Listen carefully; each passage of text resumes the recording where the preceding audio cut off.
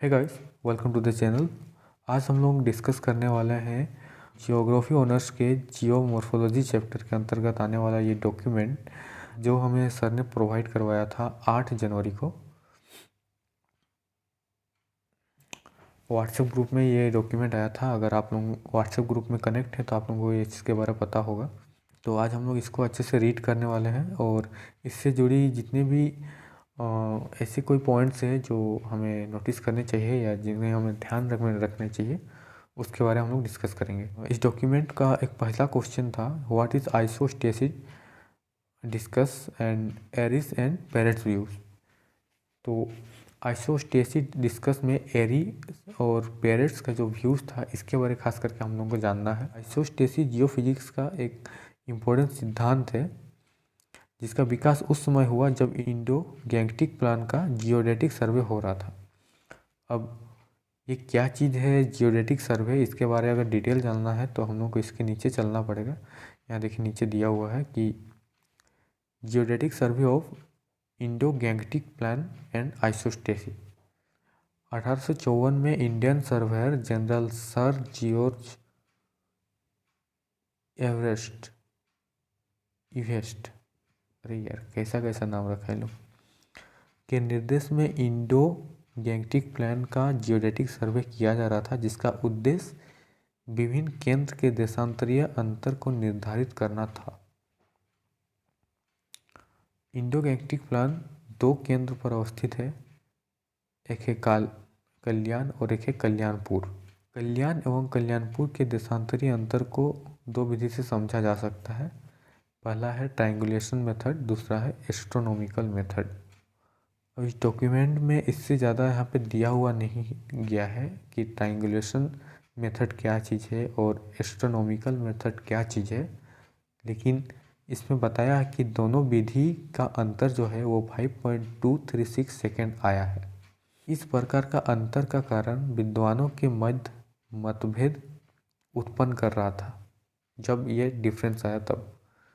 फिर भी अधिकांश विद्वानों का मानना है कि कल्याण एवं कल्याणपुर हिमालय के नज़दीक होने के कारण उनका प्रभाव सर्वेइंग इंस्ट्रूमेंट्स के ऊपर पड़ रहा था। अब हिमालय क्या है कि वो ठंडा क्षेत्र है, तो वहाँ पे इसका ठंड का इफेक्ट पड़ रहा होगा। इसी प्रकार का अंतर एंडीज पर्वत श्रृंखला की खोज के समय भी पाया गया था, परंतु उस समय माप के अंतर की चर्चा विद्वानों के मध्य नहीं हुई थी।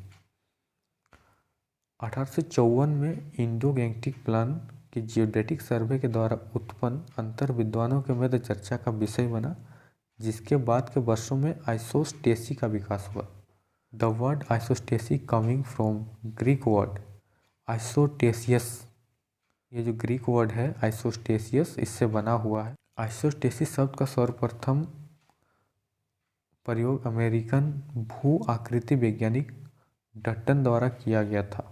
डट्टन लिखते हैं कि साधारणतः धरातल के ऊपर पाए जाने वाले पठार या फिर पर्वत, मैदानी भाग, मिट्टी सभी भू आकृतियाँ असंतुलित होकर खड़े हैं, जिन्हें आइसोस्टेसी कहा जाता है।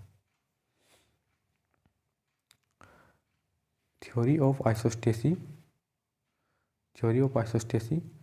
आइसोस्टेसी के संबंध के अनेक विचारधाराएं प्रस्तुत की गई हैं, जिनमें एरी, पेरेट्स, हॉलमैन्स, वॉफर्ड etc. के नाम विशेष उल्लेखनीय हैं, पर इनमें से 2 सिद्धांत महत्वपूर्ण हैं। पहला है flotation theory of sir George Airy, कैसा कैसा नाम रखता है भाई। पहला है flotation theory of sir George Airy, जिससे कि हम लोग एरी ही बोलेंगे, ठीक है। और दूसरा है लेवल ऑफ कॉम्पेंसेशन। ये जो किताबी यहाँ पे दिया हुआ ना डॉक्यूमेंट, ये बहुत ज़्यादा पेचीदा है, तो वीडियो को बोरिंग नहीं बनाने के चलते इसको हम ज़रा डिटेल में समझाते हैं। हमारा अर्थ जो है ये जनरली 3 हिस्सों में टूटा हुआ है।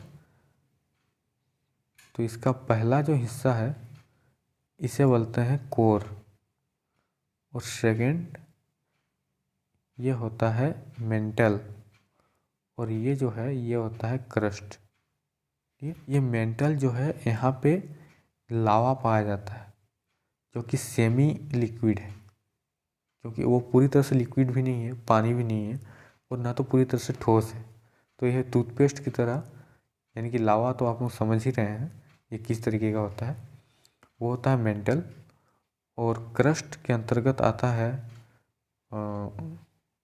इसमें आता है जैसे कि हिल्स, वैली, या फिर पहाड़ पर्वत जो होता है। तो दिक्कत इस वक्त यहाँ पे ये आया कि जितने भी वैज्ञानिक वगैरह थे उनमें से ये जो एरी थे खास करके, इनका कहना था कि इतने सारे पर्वत वगैरह हैं जो एक मेंटल के ऊपर में तैर रहे हैं, तो इन्हें तो नियमतः डूब जाना चाहिए था, तो फिर वे डूबे क्यों नहीं। और इसी से रिलेटेड जो बातें हैं वही इस चैप्टर में किया गया है। और ये डूब नहीं रहा है, ये जो स्टेबल है, मैकेनिकल जो स्टेबिलिटी वहाँ पे यूज हो रहा है, इसी को हम लोग बोलते हैं आइसोस्टेसी। तो चलिए अब हम लोग समझ लेते हैं कि एरी जो है, एरी का इस मामला में क्या कहना है। एरी के अनुसार धरातल के ऊपर पर्वत, पठार, मैदान, ये सभी भू आकृतियाँ सियाल खंड से निर्मित तथा इन पर घनत्व एक ही प्रकार का है। साथ ही यह केवल मात्र धरातल आकृतियाँ ही नहीं, बल्कि इन सभी आकृतियों का एक अलग रूट है जो सबस्ट्रेटम की गहराई में डूबा हुआ है। अधिक ऊंचाई वाले धरातल आकृतियों का रूट अधिक गहराई में डूबा हुआ है तथा कम ऊंचाई वाले आकृतियों का रूट कम गहराई में डूबा हुआ है। अब ये चीज़ हम आपको डिटेल में समझाते हैं। एरी एंड पेरेट्स दोनों ने अपना अपना थ्योरी दिया और दोनों ने अपना अपना एक डायग्राम बनाया था। तो ये जो डायग्राम है, ये डायग्राम, ये एरीज का बनाया हुआ डायग्राम है, और ये जो डायग्राम है ये पेरेट्स का बनाया हुआ डायग्राम है। तो फिलहाल हम लोग एरीज के बारे में बात कर रहे हैं कि उसका थ्योरी क्या था। तो उसका पहला थ्योरी जो जस्ट हम लोग देखें, जिसमें लिखा हुआ था कि जितने भी पठार, पर्वत, मैदानी इलाके वगैरह वगैरह है, उन सब का डेंसिटी सेम होगा, यानी कि उनका घनत्व तो सेम होगा, मगर उनके मासेस यानी कि द्रव्यमान अलग अलग होगा। एक और चीज़ लिखा हुआ था कि उनका रूट, यानी कि ये जो सतह है जिसको कि सबस्ट्रेटम बोला गया है, सबस्ट्रेटम का मतलब होता है बुनियाद या फिर नीचे का तल, तो वो अलग अलग होगा। यानी कि कुछ इस तरीके से, अगर ये कोई पठार है तो इसका तल अलग है, कोई छोटा सा मैदानी इलाका है तो इसका अलग है, कोई अलग ज़मीन है तो उसका अलग है, तो सबका तल आपस में अलग अलग गहराई में होगा। थ्योरी का एक अगला पॉइंट है जिसमें लिखा है, एरिस का कहना है कि कोई भी सियाल खंड, यहाँ पे खान नहीं होगा, सियाल खंड होगा, कोई भी सियाल खंड धरातल के ऊपर ऐसे रहता है जैसे कोई बर्फ का टुकड़ा पानी में तैरता है। बहुत सारा मिस्टेक है इस डॉक्यूमेंट में।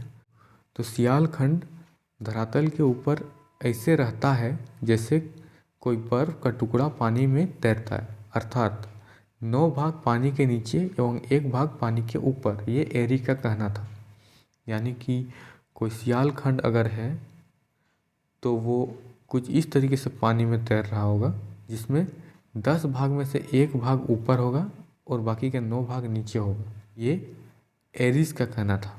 एरीज का थ्योरी का ही एक अगला पॉइंट है। अब इसका एक्सपेरिमेंट के बारे भी इस डॉक्यूमेंट में दिया हुआ है, इसको भी पढ़ लेते हैं। एक्सपेरिमेंट ऑफ एरी। एरी समान वजन के अलग अलग लोहे के टुकड़े को मरकरी से भरा बेसिन में डुबो दिए। इन्होंने एक एक्सपेरिमेंट करके दिखाया जिसमें कि ये सेम वजन के अलग अलग लोहे के टुकड़े को मरकरी से भरे बेसिन में डुबो दिए और देखा कि डुबाया गया लोहे का सबसे बड़ा टुकड़ा मरकरी के सबसे नीचे गहराई में तथा छोटा टुकड़ा सबसे कम गहराई में डूबा हुआ है। यह एक्सपेरिमेंट आप पानी से भरा हुआ बेसिन में भी लकड़ी के टुकड़ों से कर सकते हैं। डायग्राम नंबर ए, लेकिन डायग्राम नहीं दिया हुआ है। अब जो क्रिटिसिज्म उनको झेलना पड़ा, मतलब एरी को जो गड़बड़ी था उसके बारे में बात कर लेते हैं कि एरी के लॉ ऑफ फ्लोटिंग थ्योरी के समर्थन होने के बावजूद कुछ विद्वानों ने इस सिद्धांत का आलोचनाएं किया। एरी के आइसबर्ग फ्लोटिंग थ्योरी, क्या घर के बर्फ का टुकड़ा 9 भाग पानी के नीचे तथा 1 भाग पानी के ऊपर दिखाई पड़ता है? इसी प्रकार धरातल के ऊपर एंडीज की रॉक और कटलास हिमालय जैसे पर्वत कम अवस्थित है। क्या लिखा हुआ? कम अवस्थित है, जिसकी औसत ऊंचाई 6000 मीटर से भी अधिक है। इसी प्रकार माउंट एवरेस्ट की ऊंचाई 8848 मीटर है। सिद्धांत के आधार पर 9 गुना भाग धरातल के नीचे रूट पाया जाना चाहिए। देखिए, इनका कहना क्या था कि अगर कहीं पानी है या फिर मैग्मा है तो एक हिस्सा जो होगा वो ऊपर होगा और बाकी के 9 हिस्सा अंदर होंगे, नीचे। तो उसी नियम के तहत अगर माउंट एवरेस्ट की ऊंचाई 8848 मीटर है तो सिद्धांत के आधार पर उनका 9 गुना भाग धरातल के नीचे होना चाहिए। तो 8848 गुना 9 करने से निकलता है 79,632 मीटर। और हम जानते हैं कि प्रति 32 मीटर की गहराई में 1 डिग्री सेल्सियस तापमान बढ़ जाता है। तो ये हम लोग को नोटिस करने वाला एक पॉइंट मिला कि प्रति 32 मीटर की गहराई में 1 डिग्री सेल्सियस तापमान बढ़ता है। इसको नोट किया जा सकता है। इस आधार पर 79,632 मीटर की गहराई में इतना अधिक तापमान होगा कि कोई भी पदार्थ ठोस अवस्था में नहीं मिल सकता। अर्थात एरी का सिद्धांत यहाँ पे गलत साबित हुआ। ठीक है। फिर आता है पेरेट्स का थ्योरी। पेरेट्स द्वारा एसोसिएशन का समर्थन uniform depth with varying density के प्रतिपादन के साथ साथ लेवल ऑफ कॉम्पेंसेशन की विचार को प्रस्तुति की गई। 1854 में इंडो गैंगटिक प्लान के कल्याण एवं कल्याणपुर के देशांतरीय अंतर 5.236 सेकेंड आया था, जिसका कारण हिमालय के नज़दीक को माना गया था। पेरेट्स ने हिमालय की चट्टानों का घनत्व 2.75 मानकर कैलकुलेशन किया गया। यहाँ पे मांग नहीं होगा, इसको फिर से सुधारा जाना चाहिए। तो माप का अंतर 15.885 सेकेंड पाया गया, जिससे पेट के सामने एक नया प्रश्न उत्पन्न हो गया, जिसका समाधान हेतु पेट ने हिमालय तथा उसके समवर्ती इलाकों के चट्टानों की गहराई से अध्ययन किया।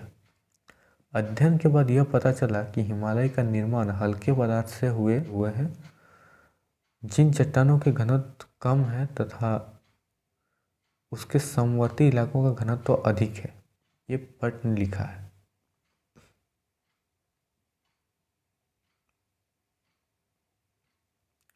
प्रेट ने लिखा है there are reverse relationship between height and rock densities. Pratt का कहना है कि हाइट और डेंसिटी के मामले में रॉक्स जो है यानी कि चट्टानों का जो है ये उल्टा इनका संबंध है आपस में। यानी कि जिस चट्टान का हाइट ज़्यादा होगा उसका डेंसिटी कम होगा और जिसका डेंसिटी कम होगा उसका हाइट ज़्यादा होगा। इसके आधार पर पर्वत का घनत्व सबसे कम, पठार का घनत्व उससे अधिक तथा मैदानी भागों का घनत्व प्रकार की अपेक्षा अधिक पाई जाती है। सबसे अधिक घनत्व समुद्र तल में पाई जाती है। पेट लिखते हैं bigger the column lesser the density and smaller the column greater the density. उपयुक्त तथ्यों से यह स्पष्ट होता है कि धरातल का निर्माण अलग अलग चट्टानों से बनी है, परंतु सबस्ट्रम एक ही गहराई पर डूबे हुए हैं। उसी तल या रेखा को क्षतिपूर्ति तल कहा जाता है। पेरेट का कहना है कि जितने भी रॉक्स हैं, जितने भी क्रस्ट हैं, जितने भी मतलब पठार, पर्वत, मैदानी इलाके हैं, इनका डेंसिटी डिफरेंट है। Different density blocks of same mass, अगर सेम मास का हम लोग सेम वजन का निकाल के देखें तो डेंसिटी अलग होगा और इनका जो रूट है वो सब एक ही साथ है, ना कि ऊपर नीचे। पेरेट्स ने एरी के रूट फॉर्मेशन विचारधारा को अस्वीकार किया, ना कि स्वीकार, और धरातल आकृति के कुछ भागों को सबस्ट्रेटम में डुबाया हुआ बताया। इसी डूबे हुए भाग को रूट कहा जाता है, अर्थात पेरेट एरी के रूट्स फॉर्मेशन को इनडायरेक्टली स्वीकार किया। इतना गड़बड़ रहेगा तो बच्चा कैसे पढ़ेगा भाई। इनडायरेक्टली स्वीकार किया।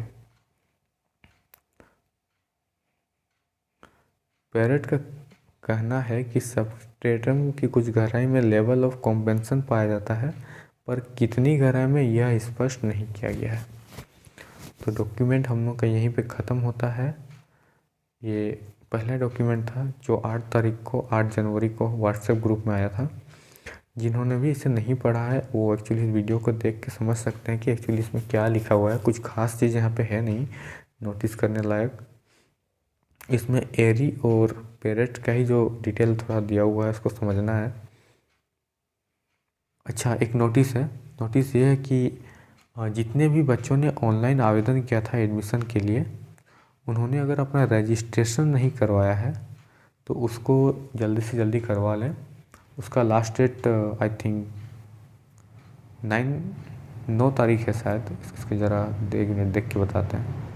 ऑनलाइन चांसलर पोर्टल के थ्रू जिन्होंने भी बीए, बीएससी या बीकॉम सेमेस्टर 1 2021-24 के विद्यार्थी जितने भी हैं जिन्होंने इसके थ्रू ऑनलाइन एडमिशन किया था, वो दिनांक 8 तारीख तक बिना विलम्ब शुल्क के साथ पंजीयन पत्र जमा किया जा रहा है उनके लिए, यानी कि रजिस्ट्रेशन। पंजीयन पत्र मतलब होता है रजिस्ट्रेशन। तो जाकर रजिस्ट्रेशन कर लें, और अगर 8 तारीख से ज़्यादा लेट हो जाता है तो वहीं पे आपको 14 तारीख तक ये फॉर्म भरा जाएगा और इस पर आपको विलम्ब लगेगा, विलम्ब शुल्क लगेगा, यानी कि कुछ पैसे एक्स्ट्रा लगेंगे। तो इसके लिए आपको चाहिए इंटर का प्रवेश पत्र, यानी कि इंटर का एडमिट कार्ड, इंटर का मार्कशीट, एक माइग्रेशन जो दिया हुआ रहता है, एक फ़ोटो चाहिए, ऑनलाइन एप्लीकेशन फॉर्म, क्योंकि आप ऑनलाइन अप्लाई किए थे तो वो जो अप्लाई किए थे उस एप्लीकेशन फॉर्म का जेरोक्स, इतने चीज़ लगेगा। और एक चीज़ दिया हुआ है कि जो विद्यार्थी पंजीयन नहीं करा पाएगा उसका सत्र 2021 रजिस्ट्रेशन में 400 या 500 रुपये का फ़ी ऐसे लग रहा है, जैसा कि मुझे पता है, मैंने करवा लिया है। तो एटलीस्ट 500 रुपीज़ आप लोग लेके जाइए साथ में। और भी कोई नोटिस आता रहेगा तो उसके बारे में आपको इन्फॉर्म करता रहूँगा।